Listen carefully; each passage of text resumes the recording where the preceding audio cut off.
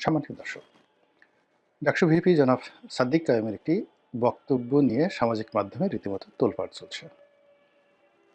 একটি অনুষ্ঠানে তিনি বর্তমান সময়ের সবচেয়ে আলোচিত রাজনৈতিক ব্যক্তিত্ব জনাব তারেক রহমান, যাকে কিনা তার দলের যারা লোকজন ভবিষ্যৎ প্রধানমন্ত্রী রূপে আফহোল্ড করে চলেছেন, রাষ্ট্র থেকে সেভাবে রাষ্ট্রীয় প্রোটোকল দিচ্ছে, যদিও তিনি এখনো পর্যন্ত শপথ গ্রহণ করেননি, নির্বাচিত হননি।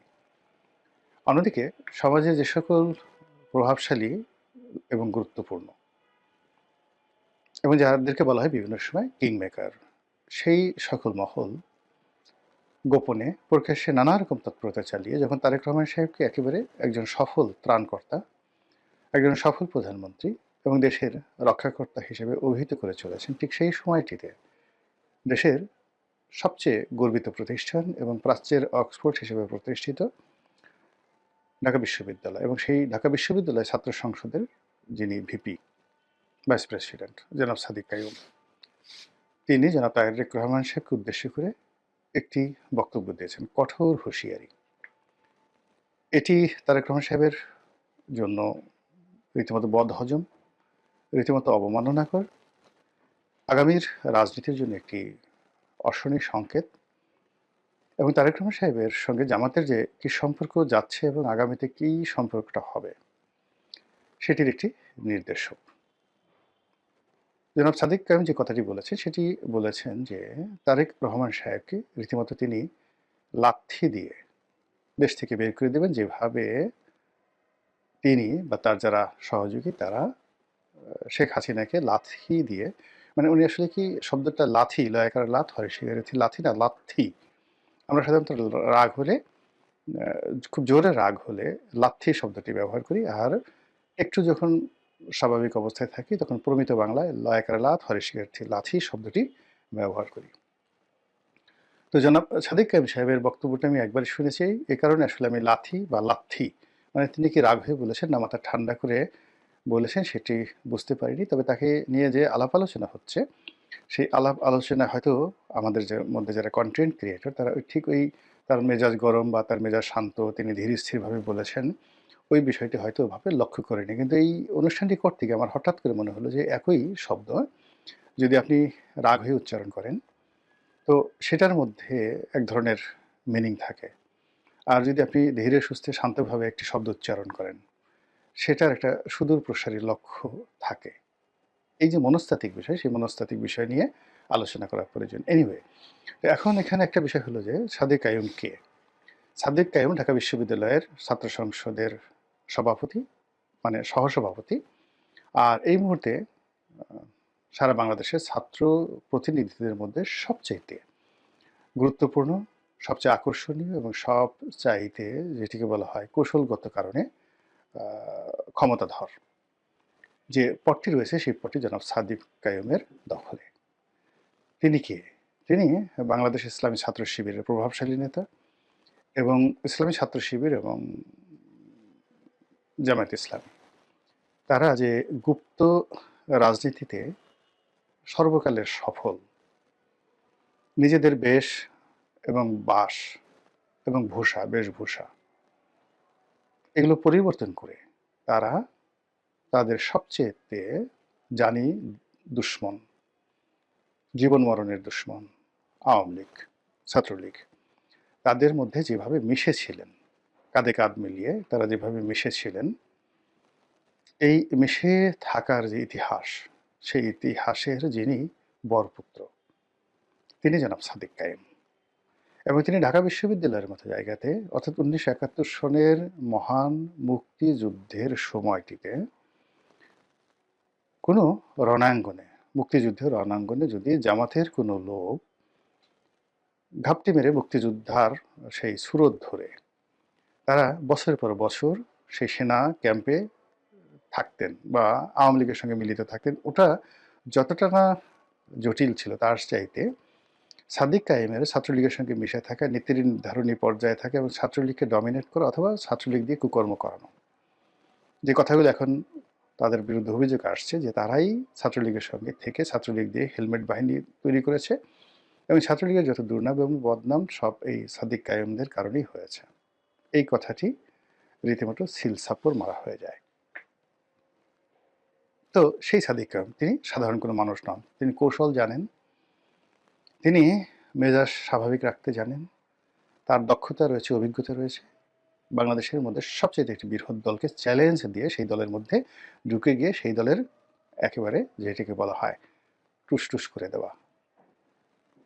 তো সেই কাজটি করে তিনি সফল হয়েছেন। তো সেই সাদিক কায়েম জনাব তারেক রহমান সাহেবকে বকা দিয়েছেন, অকথ্য ভাষায় গালি দিয়েছেন, থ্রেট দিয়েছেন। এটি সাধারণ কোনো বিষয় নয়। এখন এই যে কাজটি তিনি কেন করেছেন, প্রথমে তার পরিচয় দিলাম তিনি এই কাজটি কেন করেছেন। যদি একেবারে প্রথমেই ধরি, সেটি হলো তিনি তারেক রহমান সাহেবকে দেখতে পাচ্ছেন না, তার মেজাজ গরম হয়ে যাচ্ছে। তারেক রহমান সাহেবের আচার আচরণ, চালচলন, কথাবার্তায় তিনি যার পরও নাই বিরক্ত, এই জন্য তিনি বলতে পারেন। কিন্তু এই কারণে কি তিনি বলেছেন? সম্ভবত না। কারণ যদি আমাদের সামাজিক অবস্থান ধরেন, সামাজিক অবস্থানে তারেক রহমান সাহেবের অবস্থান, রাজনৈতিক ক্ষেত্রে তার অবস্থান, সাদিক কায়েমের অবস্থান আকাশ পাতাল পার্থক্য। এই অবস্থাতে তারেক রহমান সাহেবের সঙ্গে বিরোধিতা করা, তাকে পার্সোনালি আঘাত করা, যেটিকে জামাতের ভাষায় পাঙ্গা নেয়া বলা হয়, এই পাঙ্গা নেওয়ার ক্ষমতা সাধারণত সাদিক কায়েম সাহেবের পর্যায়ের কোনো লোকের নেই। কাজেই ব্যক্তিগতভাবে ব্যক্তিগত ক্রোধ, কাম, লোভ, লালসার বশবর্তী হয়ে তিনি তারেক রহমান সাহেবকে শত্রু বানাবেন অসম্ভব বিষয়। তার দলের গ্রিন সিগন্যাল, তার প্রতিষ্ঠানের গ্রিন সিগন্যাল এবং তার সঙ্গে তার দলের একটা অব্যাহত যে সমর্থন যদি না থাকতো তিনি এই কথা বলতেন না, বলতে সাহস পেতেন না। আচ্ছা, গেল। এখন তার এই বক্তব্যের ফলে তারেক রহমান সাহেবের মধ্যে প্রতিক্রিয়া কি?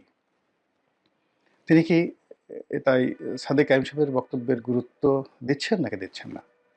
আপাত দৃষ্টিতে মনে হচ্ছে যে তিনি ধৈর্য ধারণ করেছেন। তিনি ধৈর্য ধারণ করেছেন, এক কান্দে শুনছেন আর এক কান্দে বের করার চেষ্টা করছেন। আর অনেকটা সেই ব্রিটিশ প্রধানমন্ত্রী যে দ্বিতীয় বিশ্বযুদ্ধের সময় যে ব্রিটিশ প্রধানমন্ত্রী, তার সেই বিখ্যাত বক্তব্যের মতো যে রাস্তায় চলতে ফিরতে গেলে আপনার পেছনে অসংখ্য বার্কিং ডগ থাকবে, ঘেউ ঘেউ করা কুকুর। আপনি যদি সবার উত্তর দিতে যান তাহলে তো পথ চলতে পারবেন না। তো সেদিক থেকে সাদিক কায়েম সাহেবকে যদি বার্কিং ডগ মনে করেন তারেক রহমান সাহেব, সেটা তার ব্যক্তিগত বিষয়। দ্বিতীয়ত আমি ব্যক্তিগতভাবে মনে করি যে তারেক রহমান সাহেব এখানে কৌশল অবলম্বন করছেন, ধৈর্য ধারণ করছেন, এখন অযথা বিবাদে জড়াতে চাচ্ছেন না। তো উইনস্টন চার্চিলের বক্তব্য অনুযায়ী তাকে ফালতু মনে করছেন না। আর দ্বিতীয়ত হতে পারে যে তিনি এই মুহূর্তে সাদিক কায়েম সাহেব, নাসিরুদ্দিন, সেই পাটোয়ারি সাহেব বা অন্যান্য যারা এই মুহূর্তে নাহিদ, সার্জিস যারা বক্তব্য দিচ্ছেন, তো তাদের সঙ্গে তিনি কাউন্টার দিতে চাচ্ছেন না। তিনি মনে করছেন যেভাবে হোক এই নির্বাচনী বৈতরণী পার হয়ে যাক, পার হওয়ার পরে যখন সময় আসবে সে অনুযায়ী অবস্থা বেঁচে ব্যবস্থা নেওয়া যাবে। এটি হতে পারে। এখন তার এই কর্মটি কি সঠিক? আমার দৃষ্টিতে সঠিক নয়, কোনো ক্ষেত্রে সঠিক নয়। প্রথমত যদি উইনস্টন চার্চিলের মতো তিনি তাকে কেবল বার্কিং ডগ মনে করেন, নট লাইক দ্যাট। আমি তার যে পরিচয় বললাম এই ভিডিওর শুরুতে, তিনি এই মুহূর্তে রাজনীতিতে খুবই কৌশলগত গুরুত্বপূর্ণ অবস্থানে আছেন। ঢাকা বিশ্ববিদ্যালয়ে তিনি পড়াশোনা করেছেন, চান্স পেয়েছেন। কাজেই তার মেধা, যোগ্যতা, বুদ্ধি শুদ্ধি কোনো অবস্থাতেই তারেক রহমান সাহেবের চেয়ে কম নয়। সুযোগের কারণে তারেক রহমান সাহেব আজ এখানে আছেন, সাদিক কায়েম ভবিষ্যতে হবেন না সেটা বলা যায় না। কাজেই তিনি বার্কিং ডগ নন। দ্বিতীয়ত, জনাব সাদিক কায়েমের অবস্থান থেকে যখন এরকম একটা কথা বলা হয়, সেটাকে তিনি অ্যাভয়েড করেন কিনা বা তার দলে অ্যাভয়েড করেন কিনা, পাত্তা দেন কিনা, এটা আমার কাছে মনে হচ্ছে যে এখানে ধৈর্য ধারণ করা, পাত্তা না দেওয়া, অ্যাভয়েড করা, এটি বিএনপির একটা নির্বুদ্ধিতা। অন্তত মাইল্ড ওয়েতে ওনার সেই বক্তব্যের রাজনৈতিক প্রত্যুত্তর দেওয়া, বাবা শোনা বলে যে না এভাবে বড়দের সম্পর্কে কথা বলে না, অথবা কার্যকরী প্রতিক্রিয়া দেখানো।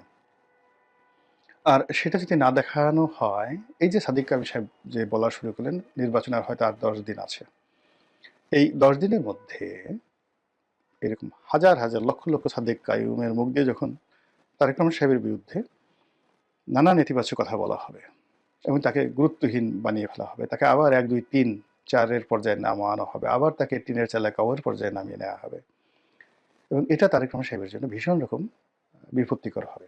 এই কারণ হলো যে রাজনৈতিকভাবে যে বড় বড় মানুষগুলো, তার প্রধান শক্তি হলো তার সম্ভ্রম, তার মর্যাদা, এবং একই সঙ্গে তার সম্পর্কে লোকজনের ভয় ভীতি থাকতে হবে। He must have a military পাওয়ার। যে কোনো লোক যদি তার কাছাকাছি ভিড়তে পারে, যে কোনো লোক যদি তাকে বকা দিয়ে চলে যেতে পারে, যে কোনো লোক যদি তাকে গালি দিতে পারে, তাহলে আর যাই হোক না কেন সে কোনো অবস্থাতেই বাঘ হন না, সিংহ হন না।